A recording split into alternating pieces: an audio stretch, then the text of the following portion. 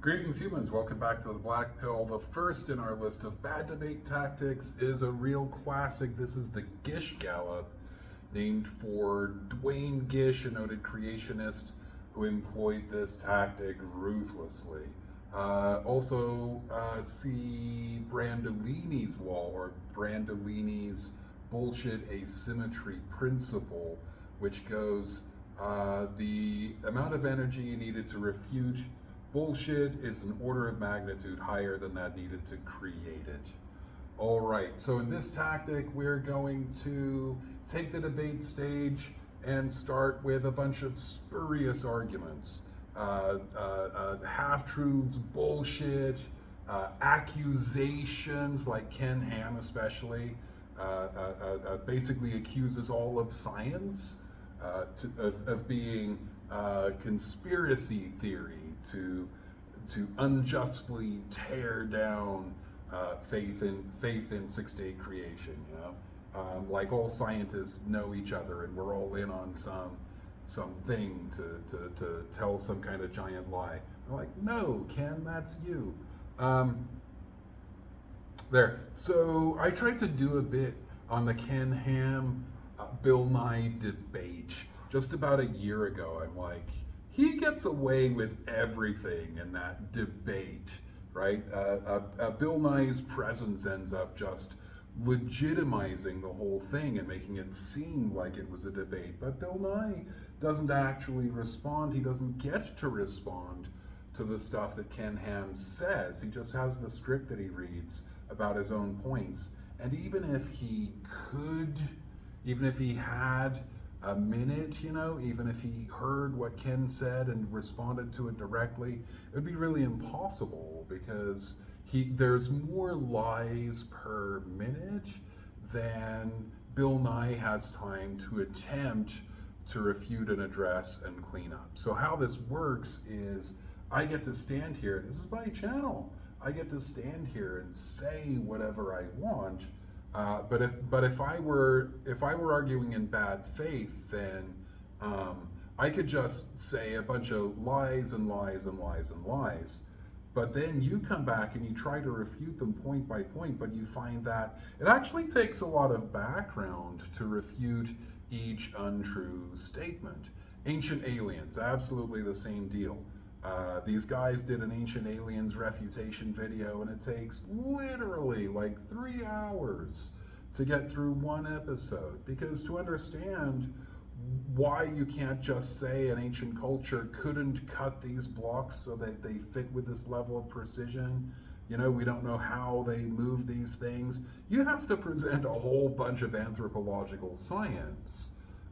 And it takes like 45 minutes to explain how they cut and move these blocks with this level of precision. And indeed, people can do it all the time. And indeed, it's a racist claim that people in the past were not sophisticated enough to build things, and so it must have been aliens. It takes a long, long time. It takes a long time to do that. So this works best when your audience is relatively naive, or relatively unprepared. So churches make it a sin to acquire actual knowledge. If you're out there actually studying anthropology and the origins of the human species, that's a sin. You lack faith. You're prepared, if you find yourself in an anthropology class, you're prepared with a bunch of pre-buttles. This is all the stuff that your evolutionist professor's gonna say, and here's all the stuff that's wrong with it. But the stuff they're telling you is wrong with it isn't wrong with it. Those are lies. And so people go in. You've seen what's the movie with the Hercules guy, and he's the liberal college professor. God is dead, right? And they're sending people into class with the idea that they can be this hero college student who believes in God, and they can successfly argue with, refute liberal college professors. But then you get here and you find that you fucking can't. You can't, because all the things that they filled your head with are are factually incorrect. Alex Jones, totally famous, he has his whole show. There's no one there to refute him. He brings on guests to continue those points. So I tried to do this thing where I'd refute Ken Ham like line by line, point by point. But it literally took me an hour and a half to get through the first 10 minutes. There were so many crazy freaking lies. All right, so the creationist audience is already really weak, not only on the science and what we know and what we can demonstrate, but on logic, on standards of evidence and reasonable argument. Apologists literally will tell you, if it can be true that there is a God, it must be true that there is a God. A completely ridiculous standard of evidence. And what's happened is this is not by accident moved out into politics, and so the Trump camp absolutely will play these games too.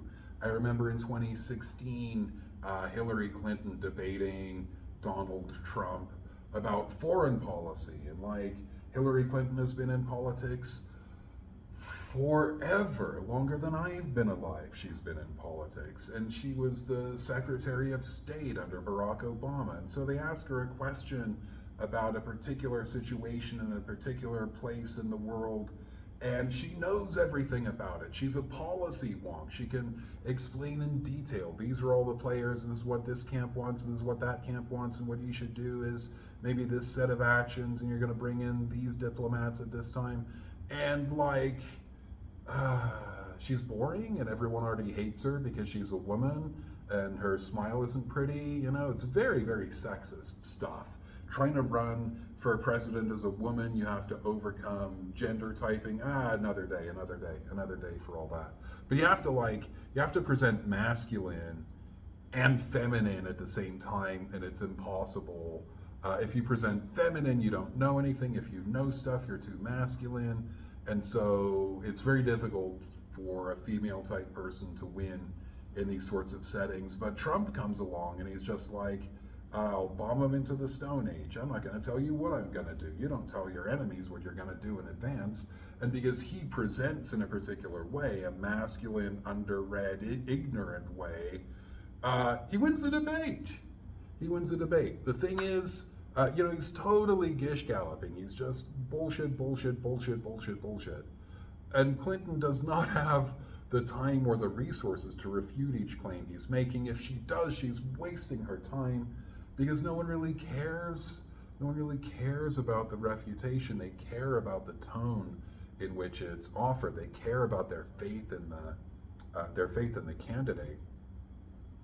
But the people sort of in the center right and right, they don't even understand what Hillary Clinton's trying to say, because they're not policy wonks. They don't have any experience in Libya and Afghanistan.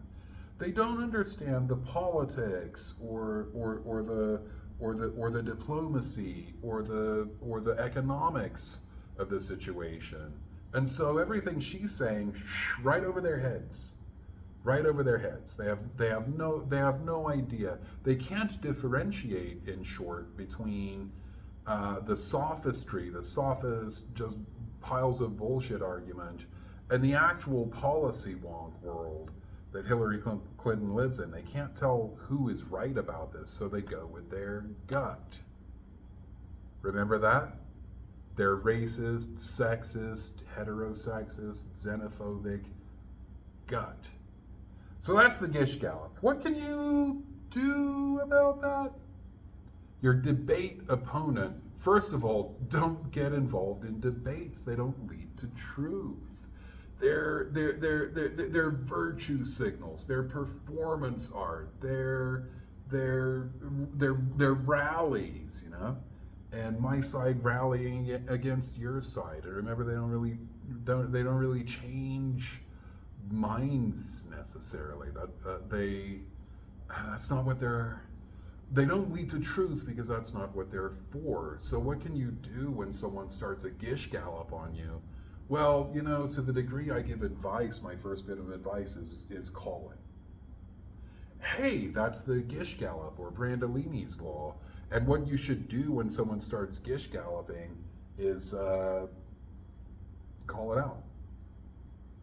When someone starts to do this, say it. That's the Gish Gallop. And the Gish Gallop is this tactic where you just present a bunch of falsehoods and then call out one specific one. If you get bogged down in refuting everyone, first of all, you don't have time. People don't have the background. You don't have time to provide all that background. But then this is called the liar's dividend, where they tell the lie and then you have to spend all your time refuting that lie, right? My opponent likes to steal cattle in his free hours. Well, I don't steal cattle. Here's all the reasons I don't steal cattle. Here's all the evidence I don't steal cattle. But now the whole debate has been hijacked, and you're so busy defending yourself against an accusation of cattle stealing that you don't get to make any actual points, Under my presidency, actually, the economy is doing great. Look at all these metrics. Why don't people know the economy is doing great? Why is it always all bad news? Right? Maybe that's what you came in to say, but now you're arguing about cattle rustling or something. And a bunch of when you're done with that, it's not like when Barack Obama provides his long form birth certificate, all those weirdos on the right are going to be, oh yeah, he is an American citizen. You know what? We should vote for him. No, they're on to the next lie. They're on to the next lie. So there's no point getting bogged down in refutation. You could pick out one thing and go, look at this magnificent bullshit, right? Pick out their worst point, their most obvious fallacy, or the thing you're most prepared to talk about, the thing you have the most ammunition on. The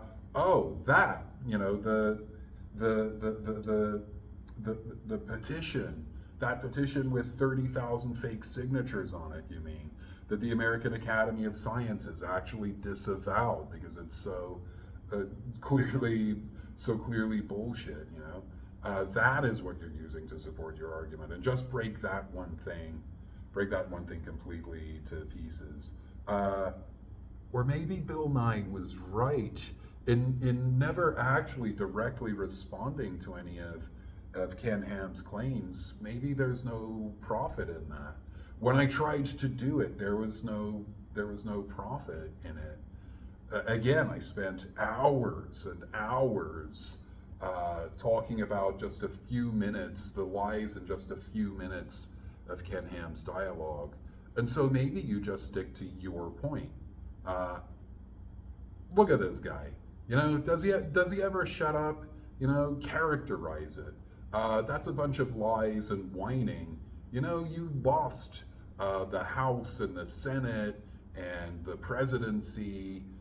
These are not winning tactics. What I want to talk about is, right, and then present the thing that you came to say. And it's actually very difficult to defeat a Gish Gallop because people came to hear that. They're fans. They're like Taylor Swift fans or E.B. White fans or something. They came to hear the performance. They came to hear Freebird, man. And whatever bullshit you're playing, you're the opening act, and they'll boo you off the stage. They want to hear Freebird. There's just not much point engaging with an opponent who's going to use these tactics in the first place.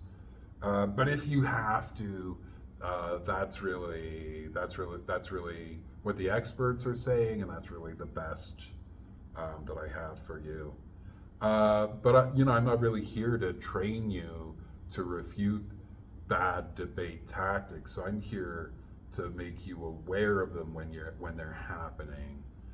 So if I have the technology, I might try and give you some snippets of people Gish Galloping here after I'm done talking, which is now.